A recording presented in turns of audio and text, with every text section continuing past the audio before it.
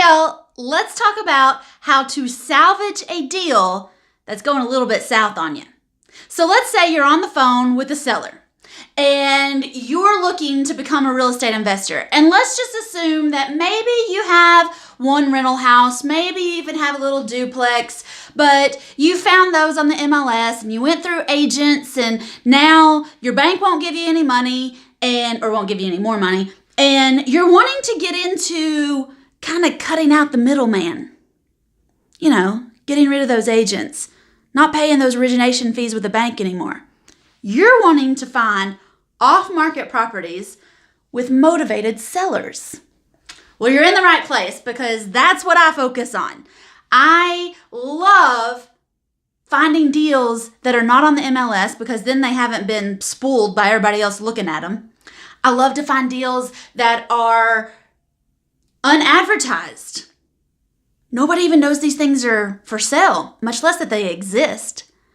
That's when you find the sweetest deals. It takes a little bit of work, takes a lot of practice, but you can totally do this. All right, so when I'm talking to sellers on the phone, I am usually targeting one kind of person, one type of person, and that person is a tired landlord. There's lots of ways that you can get a hold of tired landlords, but let's just say you got them on the phone now.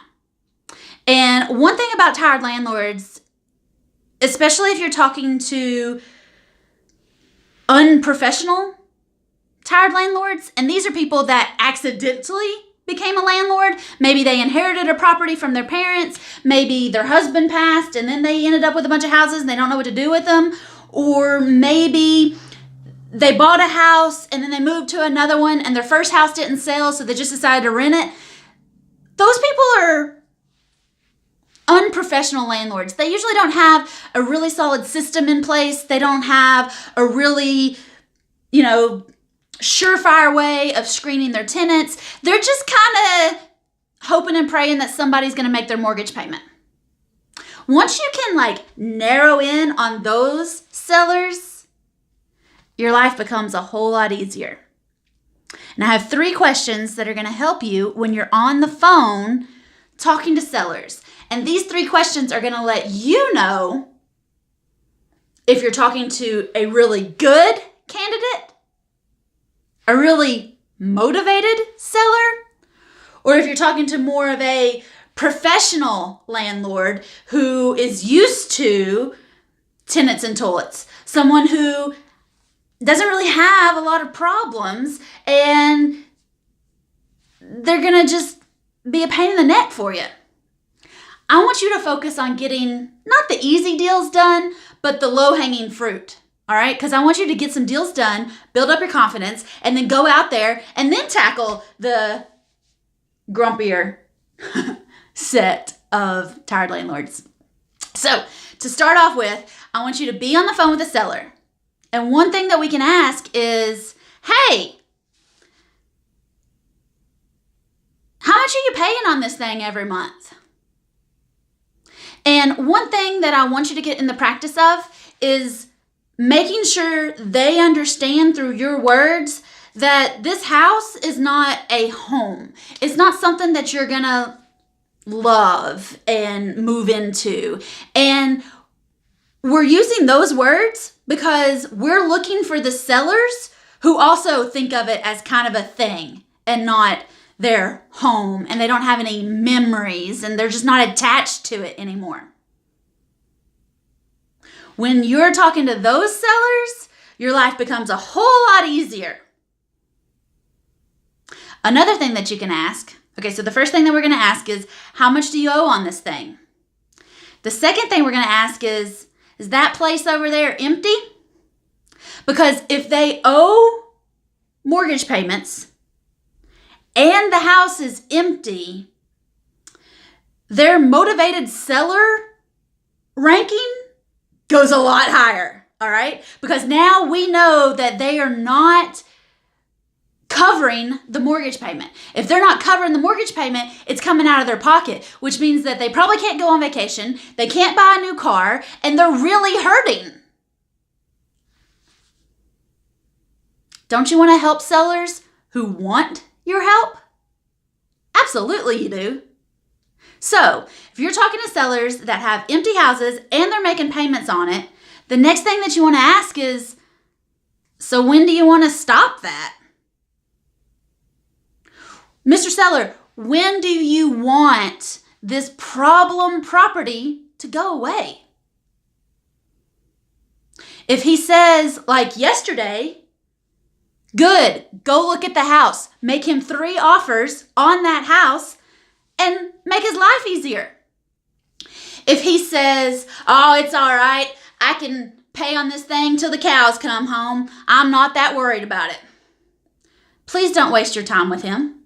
Go find somebody else who wants you to help them.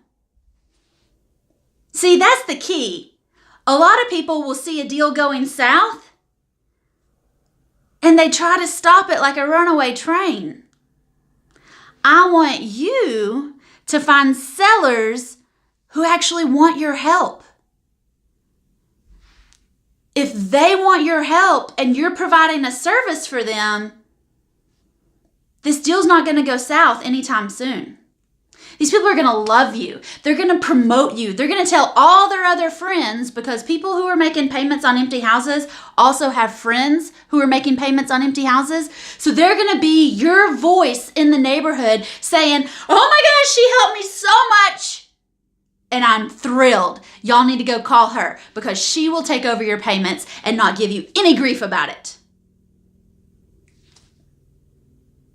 There's probably some ways that you could, fluff up a grumpy seller. But what I really want you to pay attention to, what I really want you to focus on, are sellers who need you. Sellers who didn't know that you existed and that you could help them in this amazing way. These sellers have very few questions because you understand their problem. They promote you, which helps your marketing. And they'll give you a long, long time to pay off their mortgage. The sellers who have been making payments on houses for a year or two with no income coming in to help them, and they don't want to have their credit ruined by letting it go into foreclosure, those people will give you 10 or 15 years to pay that house off. You can make payments on that house until it's paid off, and they will love you. They will hug your neck at closing. They will be so grateful for you. You will save probably their life. You'll save their marriage. You'll improve their kids and their grandkids' lives because now they got money for birthday presents and Christmas. I want you to focus on helping sellers who want your help. Not trying to twist a deal where there's no deal. Help sellers who want you to help them. Now, I have another video with some other questions that you can ask a seller to kind of warm them up. Because a lot of times a seller, especially when you're talking to them on the phone, they're not very excited to actually tell you if they owe anything or to actually tell you that the house is empty. And then they're not going to just confess that they want to sell it like yesterday. Those are still going to be good candidates. But what I want you to get in the practice of is asking them, you owe anything on this place? Is it empty? And when do you want to close on it? Those are perfect icebreakers for sellers. And while we're talking about sellers, I just want to mention buyers for a second. Because in real estate investing, there's a whole lot of stuff out there about buyers, buyers, buyers. You need a buyer's list. Buyers, buyers, buyers. You need a buyer's list. It's nonsense. Oh, it's crap. Buyers are a dime a dozen. You need to focus on sellers. Because if you don't have sellers, oh, look at my hair now. If you don't have sellers and you don't have something to offer the buyers will go to people who do have sellers and do have inventory to offer them. Don't worry about your buyers. Focus on the sellers. Get really, really, really good at talking to sellers. And then watch the buyers line up at your doorstep. If you want to know more about some, warm-up questions that you can ask sellers. I've got another video coming up with some general conversation icebreakers that you can use on the phone with motivated sellers to find out if they're going to let you have the opportunity to make 3 offers on their house: a cash offer, a lease option offer, and an owner financing offer. Or you can make 3 offers, one being cash, one being a 5-year lease option, and one being a 10-year lease option. That's totally cool too. But we have to know before we waste time going on appointments whether or not this seller will either give us the opportunity to make those 3 offers. So I got another video coming up on warm-up questions, but I also want to let you know, if you're ready, you're excited, you want to get started in real estate investing right now, like right now.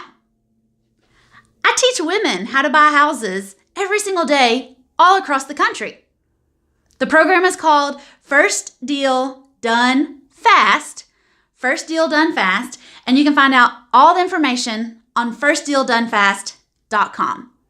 I'd love to have you join us. If you have any questions though, if I said something on this video that confused you, drop me a comment down below. I love talking to you in the comment section of these videos.